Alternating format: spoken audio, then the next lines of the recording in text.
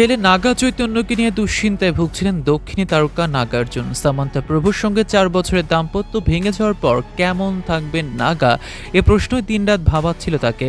যদিও সবিতার সঙ্গে নাগার দ্বিতীয় বিয়ের পর নিশ্চিন্ত বাবা, তবে প্রাক্তন বৌমা সামান্থা ছেলেকে অবসাদে ফেলে চলে যাওয়ার জন্য দোষারোপ করলেন দক্ষিণের জনপ্রিয় অভিনেতা নাগার্জুন।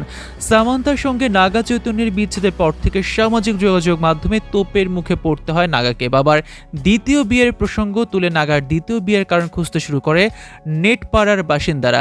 2017 সালে সামান্থাকে বিয়ের পর 2021-এ বিচ্ছেদের ঘোষণা দিয়েছিলেন নাগা চৈতন্য। এই তারকা জুটি দুজনে মিলেই আলাদা হওয়ার সিদ্ধান্ত নিয়েছিলেন। বিচ্ছেদের সময় তারা জানান, দুজনের পথ চলা আলাদা হয়ে গেল, পরস্পরকে শ্রদ্ধা করবেন। তবে সম্প্রতি এক সাক্ষাৎকারে নাগা চৈতন্য জানান, সামান্থার সঙ্গে বিচ্ছেদ নিয়ে সোশ্যাল মিডিয়া কিংবা সংবাদ মাধ্যমে যেভাবে আলোচনা হয় তাতে করে নিজেকে অপরাধী বলে মনে হয়। অভিনেতা সাফ জানান, লোকে আমাদের বিচ্ছেদের বিষয়টাকে এমনভাবে দেখছে যেন আমি একাই দোষ করেছি।